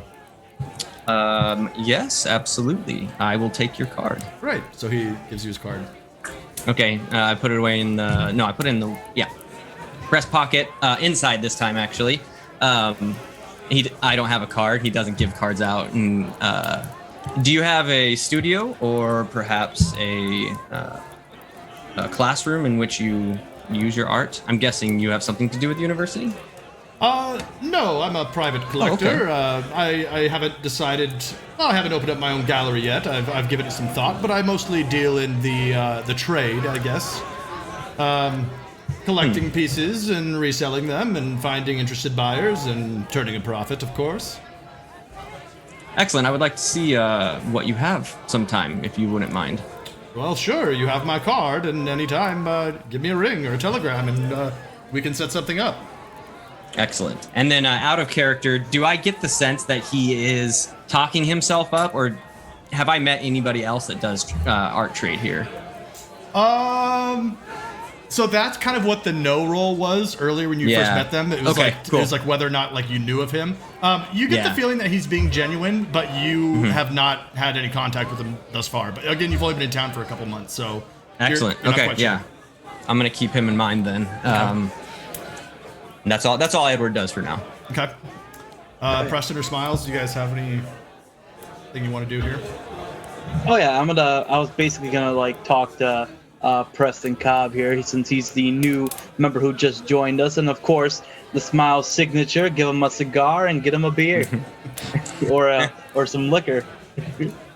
Yeah, so I'm gonna hand him one, so I'll go down to 9. I mean, they're not mine in the first place, so I don't really care. I think he would take it and try to smoke it like it was a cigarette, like he's used to down in the South. And he would just be like, he's never had one before. And he would just be coughing immediately because it'd be so harsh. Like, oh dear, no, you don't smoke it like that, darling. Glenda says. Oh, you just taste it. You just leave it in your mouth.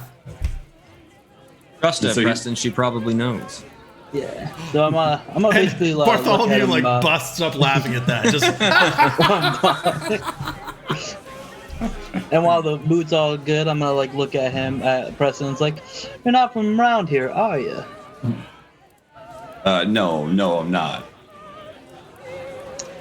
Do tell. Where did you originate from? Oh, I'm from Savannah, Georgia. All right. And that's tell it. me, Preston Cobb, what kind of a man are you? What kind of a man am I? Well, Yeah. I'd like to think of myself as an academic man, a learned man.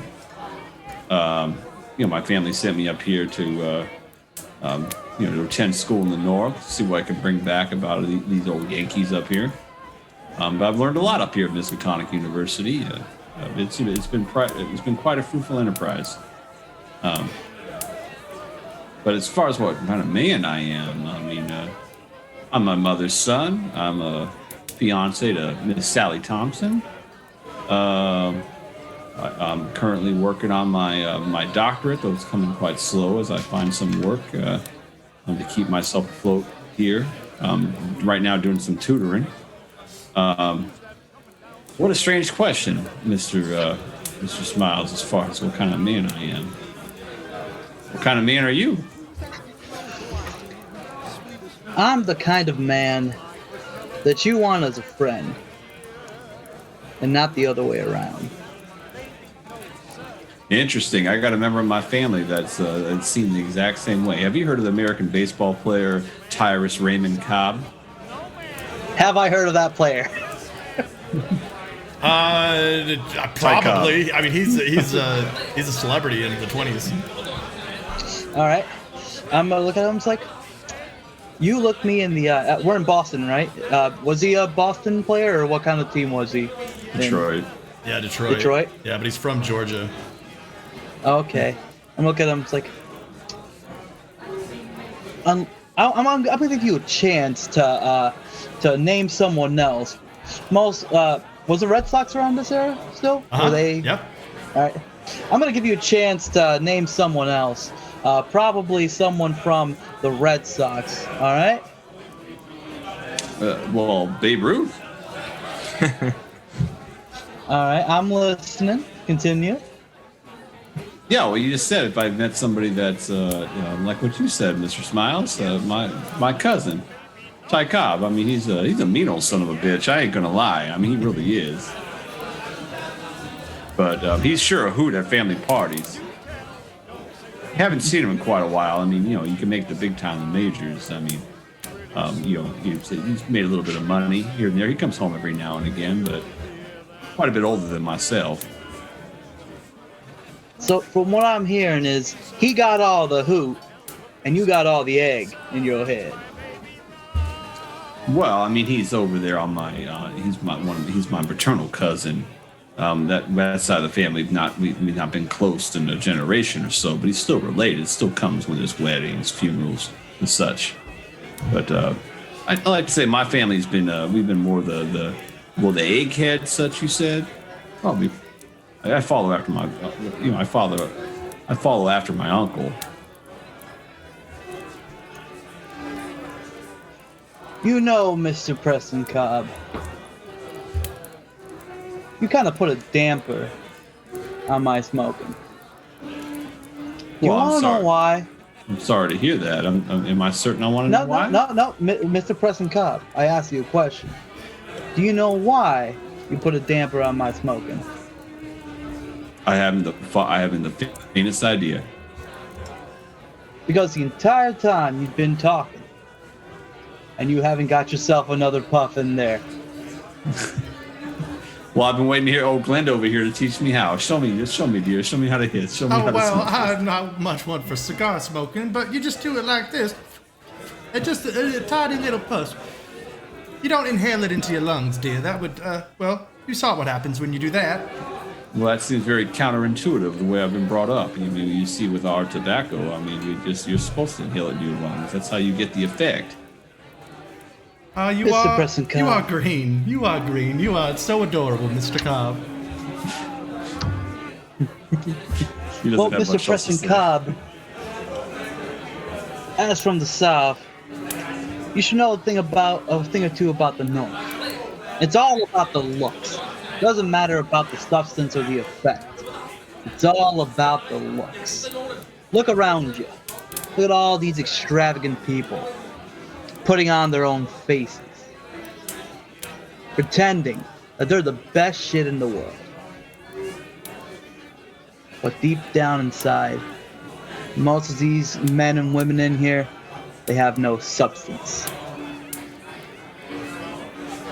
I think I like you, Mr. Smiles. I think I could quite agree with you. And does that apply to our friend Glenda here, Mr. Smiles? Yes. Well, Glenda's kind of like a wallflower. Well, that's what I said I'd be. Mr. Cobb, please, now, I'm getting a little bored, I must say. Let me show you around and introduce you to some other of my friends. Gentlemen, adieu. And he'll go with Glenda. But right before you leave, I'm going to put a hand on your shoulders. Your shoulder. You don't get out much, do you, Mr. Preston Cobb? Well, I mean, I have been studying for the last 6 years, so I guess I would have to answer that question in the negative. No, I do not. Did Preston Cobb finish the drink I handed him? Yeah, he's not afraid of drinking. Okay. All right. I'm gonna look at Glenda. One more. I'm gonna get the bartender to get Preston Cobb another one, and no sips now, all in one go. Now, he just got here, and I don't know that it's the wisest idea that we pour him under the table. Before I introduce him to these men of society, Mr. Cobb, please, let's go. I don't want to be carrying you around drunk now. To be in a pissing contest with this gentleman. A pissing contest, Glenda. Where are your manners? Be a little bit more courteous. I should say the same for you, mister. Miss Glenda, I assure you, my manhood is not at stake here. Mr. Smiles, thank you for the drink. It is not my first time drinking, and I don't think that would do me well in this establishment. I do have a reputation to uphold. This is my home, for the time being. And with that, he'll go with Glenda. Trust me, Mr. Preston Cobb. In this kind of setting, letting loose is gonna only up your reputation. Well, I'll keep that into consideration. Now go. Enjoy mingling. All right, so Glenda takes you into the library, which is the room that's joining the sitting room, so kind of like deeper into the house. And while she walks you in there, she is talking about the importance of mingling and being seen among many people at a party and not just staying in one place for too long. So she takes your arm and goes. Edward and Smiles, what's your guys' plan? Where are you guys headed? I'm not too sure. We're kind of still waiting for. I guess we're still waiting for Ariadne. I mean, I scoped out the place before. I don't think I heard or saw them when I scoped out the place. Or is it like a mansion where they were going to visit too, not that they lived there? You heard Ariadne's voice and probably like spied her as you were kind of like stealthing around before the party got started. She was the woman of the house who was kind of, hustling and bustling and getting things set up. You think you've seen both Ariadne and Zoltan like while you were snooping around. All right. So I'm gonna like turn around. Or do we have bar stools or do we have chairs? Probably neither. It's just kind of like you guys are standing in like a bar area. Stand up. Yeah. I mean, there's chairs in the sitting room, but not near the bar. Okay. So I'm gonna kind of like twist my body around a little bit, look down at the fellow compatriots I have. It's basically look at them. Doesn't look like the lady's gonna come to us, my brothers. How about we become some white knights and go rescue the princess? Well, mister, she'll come down in her time, and like I said, she usually likes to make an entrance. So we usually just kind of wait around and try to be ready when she descends those stairs. You and every other male vying for her love tonight. Why don't you make something of yourself? Huh? What would that be? Well, instead of waiting for her, why not look for her? That sounds most invasive, sir, and I will not be doing that. Hey, your loss. How about you, Mr. Kane? You down for a little adventure? And at this point, I have like both my my hands like back behind me, like hitting the bar, kind of like arms spread out a little bit, just kind of leaning back, looking right into the eyes of Mr. Kane. Not smoking his face. I'm getting. Am I getting a sense that Mr. Smiles doesn't really belong with all these other socialites? Can I get that feeling? I would think that's fair to say. Okay. I will nod. Once again, Edward will wear his charming smile and just nod at you, Mr. Smiles, and then look back down at Bartholomew and Stuart, and just kind of be like, "Gentlemen, it was wonderful meeting you, Stuart. We will be in contact. And Mr. Smiles, you seem like a character who could show someone a good time, so I think I will follow in your shadow, at least until I get bored." You see, Mr. Kane, at that point you might just marry me. Because I'm never boring. We shall see what the night brings us then. Lead on, Mr. Smiles. Gentlemen, we will speak again soon. Very good to meet you, sir, Stuart says. And Bartholomew just kind of waves you guys off. See you around. Yep. Hey, guys. So that's our show. Thank you so much for sticking around and watching it. If you made it this far, I thank you doubly. If you like our stream, please make sure that you like and subscribe and check out Cyberpunk on our alternate stream. And we'll see you next time. See you around.